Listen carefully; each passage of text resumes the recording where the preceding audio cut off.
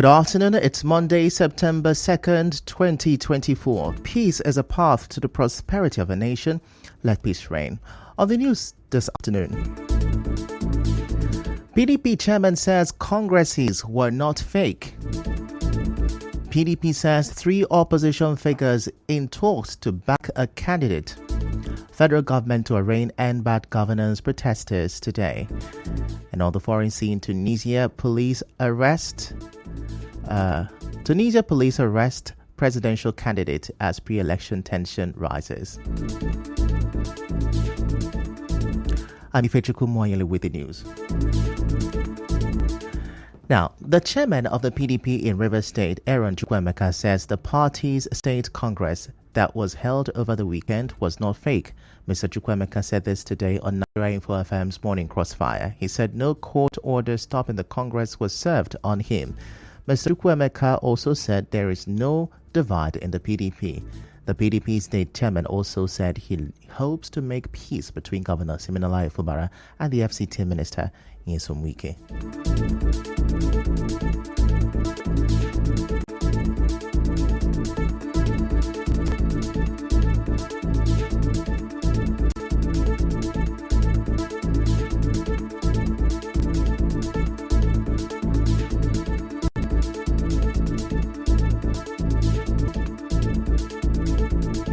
The present governor came on board through Governor Wike then. And I believe that God brought me for a purpose. That my coming on board, I only want peace. I want unity. I will ensure that through God, I've only asked God to give me wisdom, to give me knowledge, to do this job, so that I'll be able to bring two of them together. Nobody is happy with what is happening in the state. Those who have just come to cash in and cash out from Rivers State, and those who never vote for Fubara's emergency. I'm not for Wike, I'm not for Fubara, I'm for PDP. And I'm assuring you that by the grace of God, not by my power, I am going to restore peace.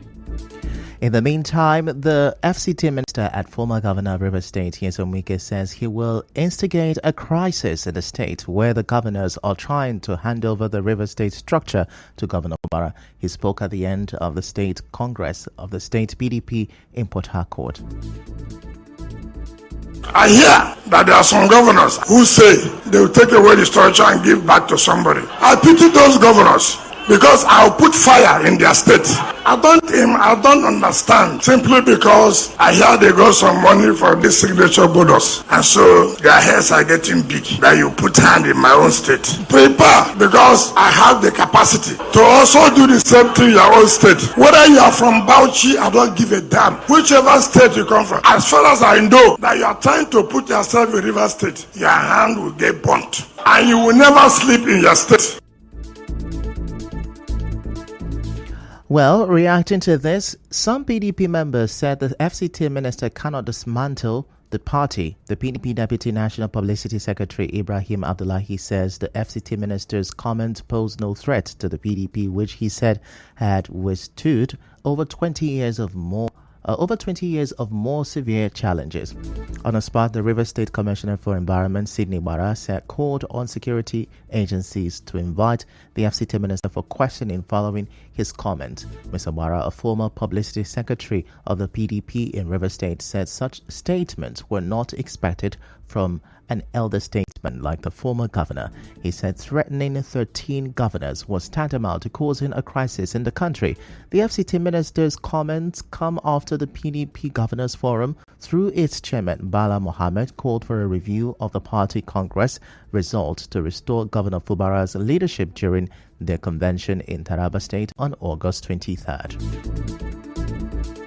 Meanwhile, the PDP says 3 leading opposition figures in Nigeria are discussing the possibility of a merger to salvage Nigerians from hunger and widespread insecurity ahead of the 2027 presidential election.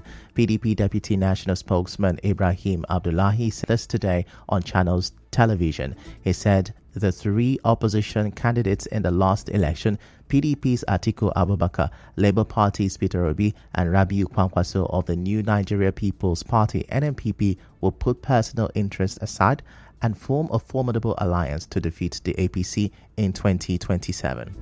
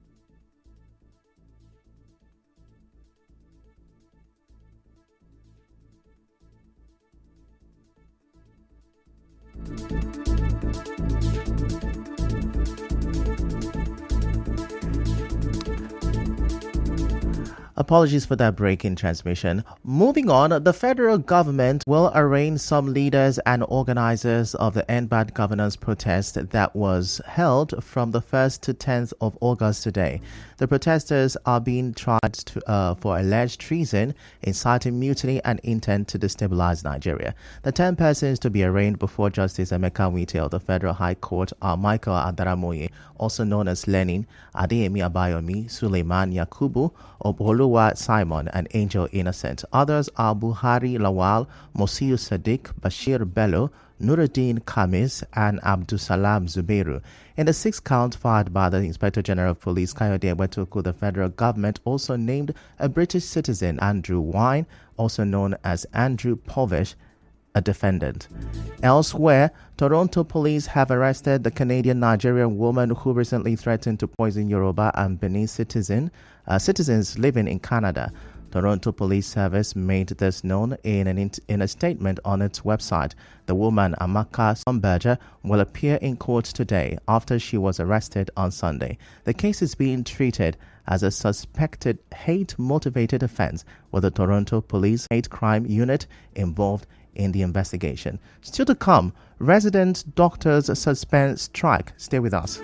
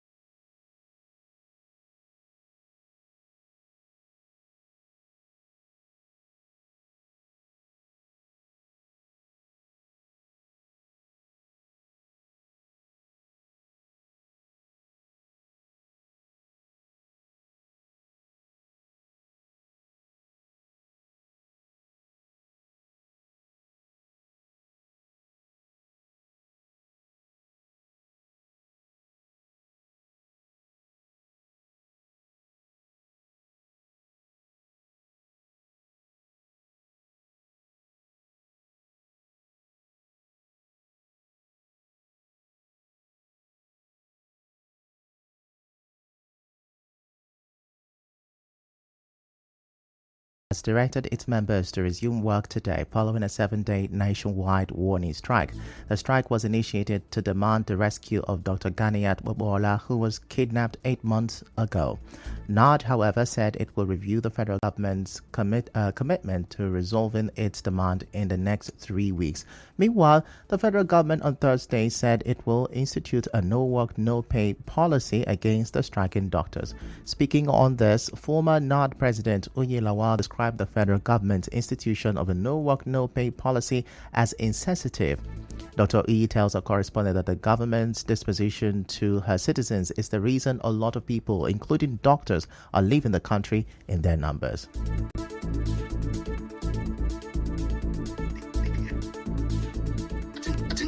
The no work, no pay response by government shows their insensitivity to the board of context. A human being has been kidnapped for the past 8 months. The doctor or a lady have been in the kidnapper's den for 8 months. What else are you going to threaten us with? This is the essence of why most people are wanting to leave the country. Because you cannot first feed yourself, take care of your security, take care of your loved ones, and we are made to sacrifice so much when the people we are sacrificing for are busy wasting the resources of the country.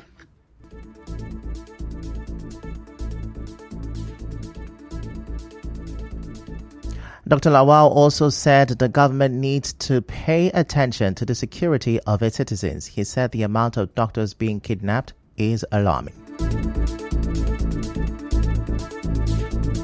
The amount of doctors that have been kidnapped over the recent times are too numerous to count, and it's becoming alarming because it seems that they kidnap doctors at will, hold them down, and nothing is done about it. Doctors have become prey to these kidnappers that have made the country ungovernable for us, and you tend to ask yourself, why would you want to sacrifice all you have done for the country when the least of it all, security, is not taken into consideration?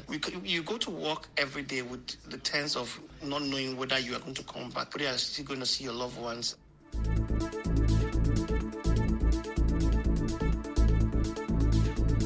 Now, earlier, some relatives of patients in UPTH say the recent warning strike by the NARD in response to the kidnap of Dr. Ganiat Mobola has affected the treatment of their hospitalized loved ones. They, however, said presence other healthcare professionals has affected the resident doctor's absence.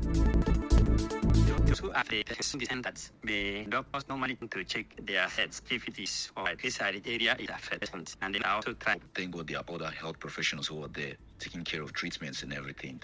And I thank God for that, because had it been these health professionals were not there, treatments would have been going on. Patients would have still be in pains or whatever that brought them there. They would still be battling with it. Lives would have been lost.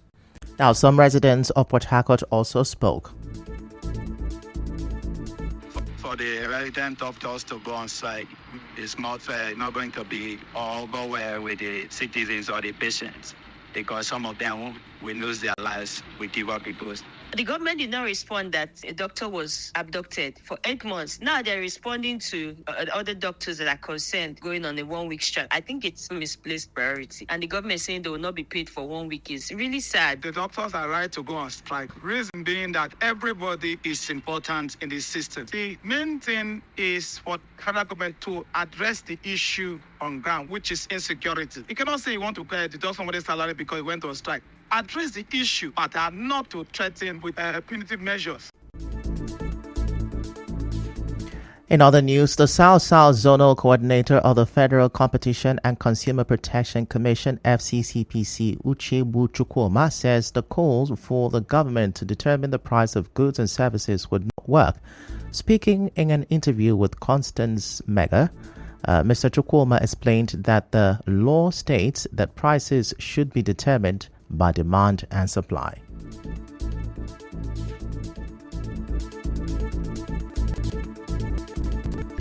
For the resource of price control, but the common stream of FCCPA, that is that our law, makes it impossible for government to go into determination of price, because it will now be government going against the law. What the law advocates is that the force of demand and supply should determine price, fair price. We'll start looking at what you buy things vis-a-vis what you are selling to see if you are ripping off people. Price fixing, that is price gouging. These are two different things.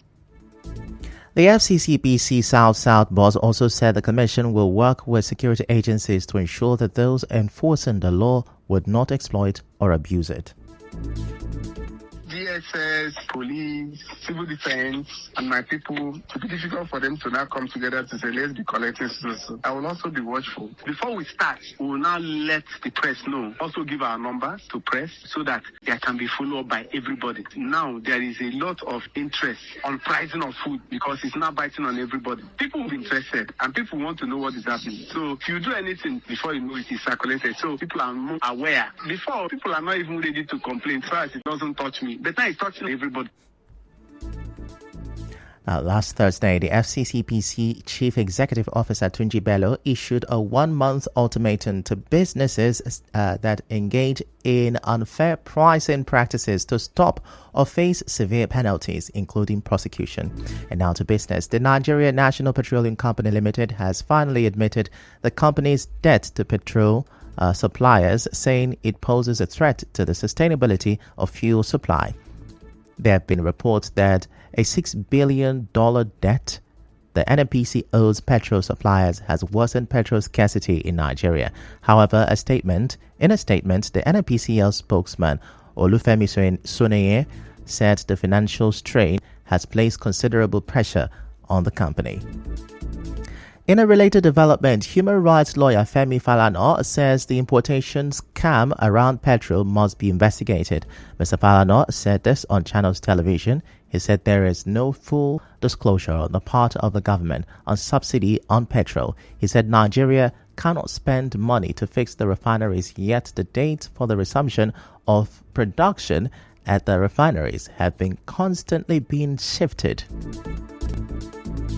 In entertainment, British singer Adele has confirmed over the weekend that she's taken a long break from music after her Las Vegas residency ends. In sport, a report says Liverpool explored the possibility of signing Nigeria international Victor Osimhen in the summer transfer window, but were put off by the Napoli forward's huge salary. On the international scene, Tunisian police today arrested presidential candidate Ayachi Zamo. It comes amid growing fears among rights groups and the opposition that prominent rivals to President Kais Saied will be excluded from the race. A member of his campaign, Mahdi Abdel Jawad, said police arrested Mr. Zamel at his home at about 3 a.m. on suspicion of falsifying popular endorsements. The Electoral Commission is preparing to announce today the final list of accepted candidates for the presidential elections scheduled for 6th of October. Now, that's a wrap of the news this afternoon. Before we go, let's have a look at the major stories. The Rivers State PDP chairman says congresses in the state were not fake. The PDP says 3 opposition figures are in talks to back a candidate for 2027. The federal government will arraign some end bad governance protesters today. And on the foreign scene, Tunisia, police have arrested a presidential candidate as pre-election tension rises. The news was edited by Martha Okere. To reach the news team, send an SMS or WhatsApp to 0808 721 7215. I'm Ifechukwu Moyeli. Many thanks for listening.